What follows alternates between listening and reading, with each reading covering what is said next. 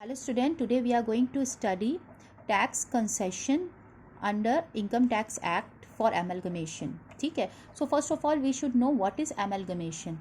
When two or more companies go into liquidation, जब दो या दो से ज़्यादा कंपनीज लिक्विडेट होती हैं और न्यू कंपनी इनकॉर्पोरेट होती है, ये बात हमें देखना, इनकॉर्पोरेट होती है to take over their business, then it is known as amalgamation. So C limited जो है वो C Limited is incorporated to take over A Limited and B Limited. A Limited और B Limited को take over करने के लिए C Limited incorporate हुई, new company आई इन दो को लेने के लिए. ठीक है, तो ओके, मतलब इनकॉर्पोरेट हुई C Limited to take over A Limited and B Limited, जो एग्जिस्टिंग कंपनीज थी. A और B Limited एग्जिस्टिंग थी, C एग्जिस्टिंग नहीं थी. तो ए एंड बी लिमिटेड को टेक ओवर किया नई कंपनी ने, जो है सी लिमिटेड. ठीक है, और ए एंड बी ने अपनी एग्जिस्टेंट को लूज कर दिया. ठीक है, अब वो एग्जिस्टेंस में नहीं है. ठीक है, तो this is called what, amalgamation. ठीक है. एब्जॉर्प्शन.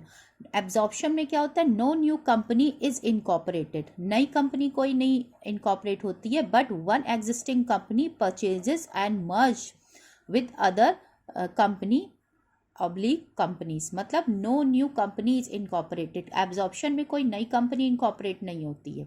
ठीक है, ये डिफरेंस है एमलगमेशन एंड एब्जॉर्प्शन में.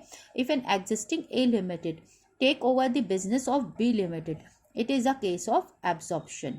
ठीक है, जब एग्जिस्टिंग ए लिमिटेड जो है वो बी लिमिटेड की बिजनेस को टेक ओवर कर लेगा, तो वो उसको कहा जाएगा एब्जॉर्प्शन.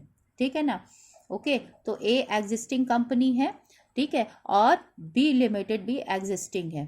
ठीक है, ओके, और ए ने बी के बिजनेस को टेक ओवर किया, तो डेट इज एब्जॉर्प्शन. ठीक है, okay. So here what is transferor company and what is transferee company. Suppose they are A limited. ठीक है, ए एंड बी लिमिटेड है. ठीक है, we have two companies, A limited and B limited. ठीक है, ये लिक्विडेट हुई और सी लिमिटेड फॉर्म हुई.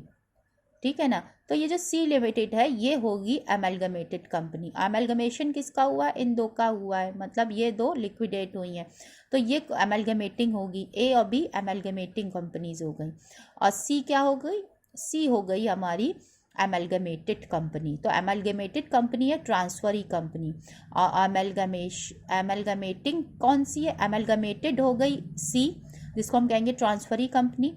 और एमलगमेटिंग कौन सी हो गई, ए एंड बी, जिसको हम कहेंगे ट्रांसफरर कंपनी. ठीक है. Types of amalgamation.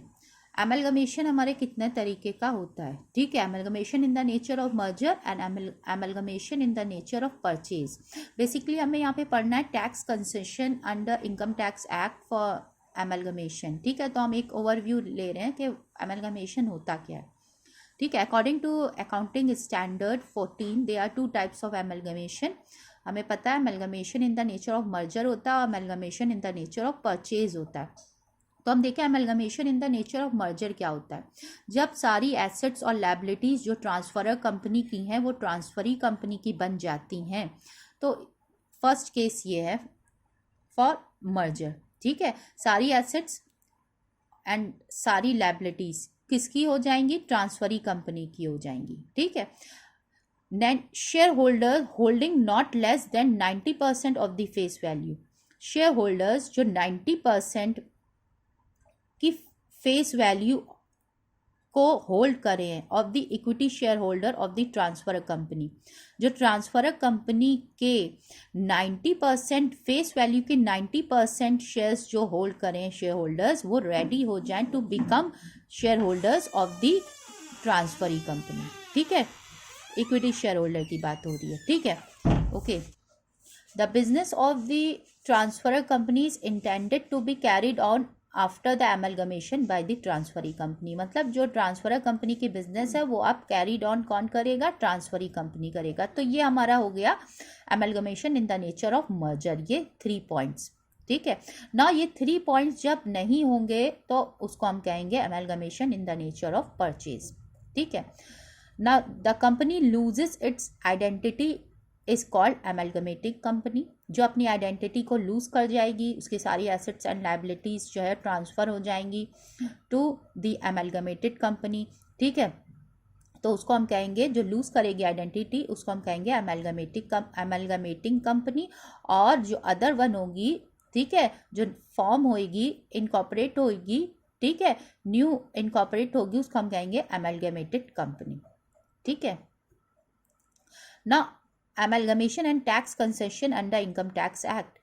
ओके, तो टैक्स कंसेशन मिलता है, ठीक है, किसको मिलता है? एमलगमेशन के टाइम पर टैक्स कंसेशन मिलता है एमलगमेटेड कंपनी को, एमलगमेटिंग को and share holders of amalgamating company को। तो ये हमें पढ़ना है, ठीक है।